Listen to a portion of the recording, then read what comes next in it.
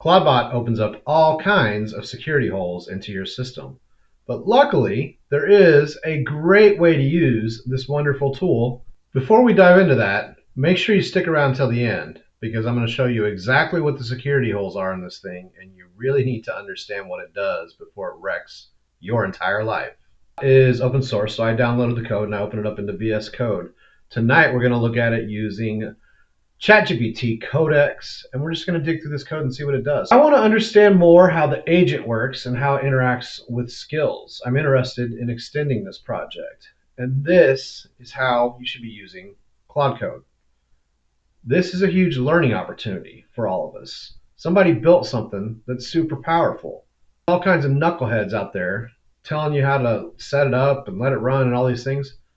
But you don't have to just follow their advice. You can get in the code and understand what this does, and you can turn it into your own tool and build your own skills. Like, you can get the superpowers that these software engineers have. You just have to get into the code and start asking and learn. This is your opportunity to learn these things. So it went through and it sketched out, what the agents do, how it works, helped me understand how that works. It helped me understand how that links in with skills and how I could add new skills.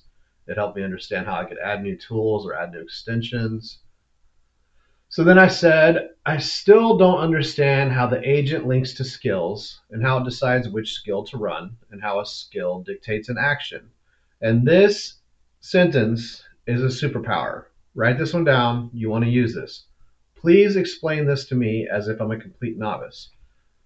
The LLMs aren't going to judge you for asking noob questions. Okay, they're not going to be rude to you and write comments about you on a message board because you asked something stupid like like we used to have to deal with in Stack Overflow. Okay, tell it to explain it as a novice. You're going to get the most simple explanation with not a lot of huge, hard to understand technical words, and you're just going to learn it a lot faster. You're not in a classroom where you're scared of embarrassing yourself because that girl in the third row that you might want to riz after class is going to hear you ask a stupid question. You're at home. You're by yourself. Act like you don't know what you're talking about. Okay, that's the best way to learn. So remember that sentence. Please explain this to me as if I'm a complete novice. It's one of the best ways to learn with these tools. Through, and it explains the concept of what the agent does, so that the agent is a language model running with a system prompt and a tool list. And then it explains what a skill is. So a skill is just a mini instruction sheet. And then it explains that the agent decides whether to use a skill or not. It's a chaos monkey. It explains how it runs. It explains how the skill runs. It gave me an example of an imaginary skill called a calendar and what it could do. And then it gave me a TLDR mental model. Skills are just instructions. The agent chooses one based on the list in its system. Skills don't run code. They just tell the agent which tools to use. The tools do the real work. Okay, so that's all great. So I said, let's work out more tangible examples. Can you walk me through the skills for Spotify Player in this project? Please explain how that is set up, what it can do, and how it can be extended. Keep your explanation very simple so a novice can understand. Remember to ask it to explain to you like a novice. So it gave me an overview of how the Spotify Player works, that it's a set of instructions. And what it actually does is it downloads a tool called Spogo, which I guess is a CLI. It's a terminal commands to interact with the Spotify player, which is pretty cool. I didn't even know you could do that. Behind the scenes, this is the Spotify skill here. I've had this open the whole time. Behind the scenes, what it's really doing is it's taking these CLI commands and it's popping that into the command line below. So I could do the exact same thing if I have Spago installed on my computer by just running these command lines myself. It's literally just executing command lines, which is pretty cool. And then I said, so is it fair to say that this application is just executing a bunch of command line instructions behind the scenes? I said mostly yes, but not only that.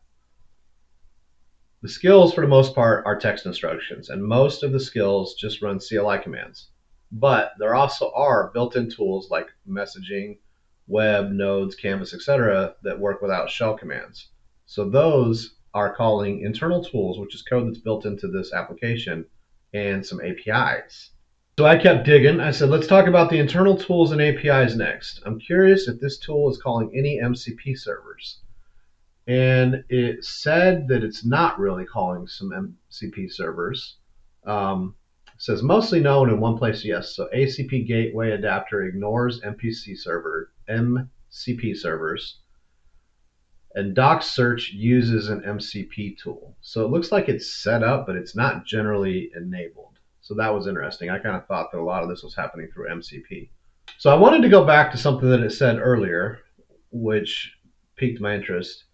And I said, let's talk about the web tools. Does this application have the ability to open my browser and start navigating to pages and taking actions? And here's where things start to get scary.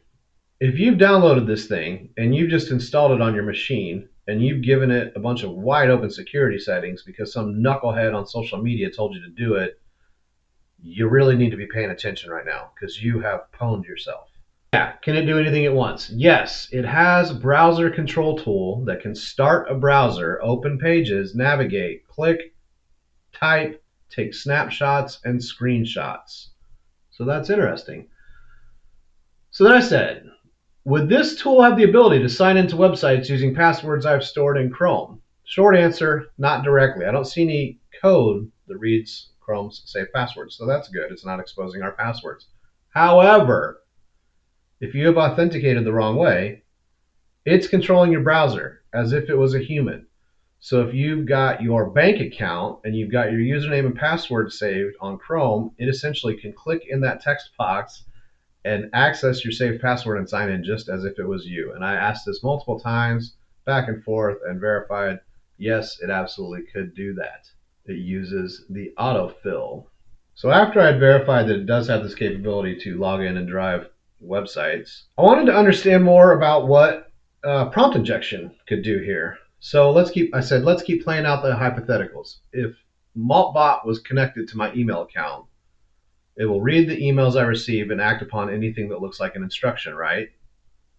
It says not automatically. It depends on how you configure it. By default, it does not treat every email as an instruction. That's good. So it's by default blocked us against prompt injections.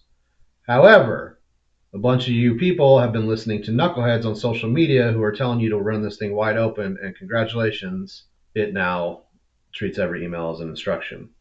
I said, let's say I was a bonehead and I picked the most permissive settings when I configured Maltbot, because I know some of you did do that. ChatGPT said, if you choose the most permissive settings, then yes, Maltbot could act on a much wider range of inputs and it could use more powerful tools like exec and browser without much friction. I'm trying to gauge the risk of this application if I had the wrong config. Hypothetically, every email I receive could have the risk of injecting prompts into Maltbot, and Maltbot would have the ability to do anything at once on my browser within limits of the installed skills, as if it was a human controlling my machine. Yes, that risk exists. If you misconfigure it to be overly permissive, in the most permissive setup, inbound content, including email, including chat, including Discord, any of the things that you've wired it to, can be treated as instructions. The agent can run powerful tools without gating. And if you configured your browser the wrong way, it can just start running stuff on Chrome and do whatever it wants. So that took me down another rabbit hole. I said, does this program have the ability to learn and craft new skills? Because up here at the top of the application, there's this folder that says workflows, and it says update Clawdbot. So I was just kind of curious what that could actually do, and I didn't want to spend all this time reading through all this code, so it's easier to just ask ChatGPT. Does this program have the ability to learn and craft new skills? No, not automatically. Skills are just folders. Maltbot doesn't learn new skills. It could write a new skill if you let it use file tools. That part's interesting. But it's still just creating text instructions, not self-learning. Okay, that all sounds good, but let's think a little bit more. Let's use our brains. Okay, but back to our security risk hypothetical. If I had the most permissive security settings on my email, and I received an email with instructions for Maltbot to go to GitHub and download a new malicious skill, it could do that, and now it has a new ability that I wouldn't know about. Yes, in the most permissive configuration, that's a realistic risk. If Maltbot is allowed to read untrusted email content, run exec, write to your directories, it could follow a malicious instruction to download a new skill, and that skill will become available in future turns. If you didn't configure Clawdbot correctly, you have exposed every single part of your system.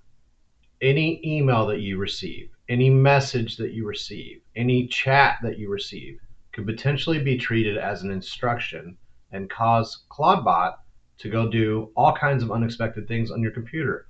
Maybe it opens up a web browser. Maybe it logs into your bank account. Maybe it sends a wire to me. I need more money. Why not?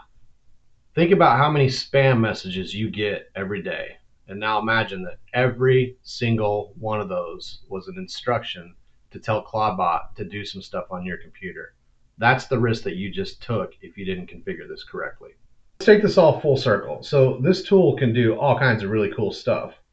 But rather than just listening to some knucklehead on social media that said, I downloaded this tool and it's the greatest thing ever and it's automating all my stuff, use it to learn. Go in and understand the code so that you can make your own version of it that has exactly the skills that you want, that can do exactly the actions that you want, that are locked down in a way that makes you comfortable. Be smarter with these things. We're in a new world where this knowledge was locked away. It was really hard to figure out how this stuff worked. But there is stuff out there. There's open source things out there like this Clawdbot, like Gemini CLI is also open source. We can download the code of that. We can put it into VS Code and we can start using Claude Code. We can start using ChatGPT Codex. We can start using Grok. We can start using Gemini CLI and just ask questions like as if you have a professor and ask it to explain it to you like you're a complete novice. Just dive in and start understanding every little bit what it does if you change it. And now instead of being subject to someone else deciding what you can do, the world is open to you. Make the effort to learn these tools. You won't be disappointed. Everything is possible. Make the most use of these AI tools, but do it safe, people. Don't give your computer herpes.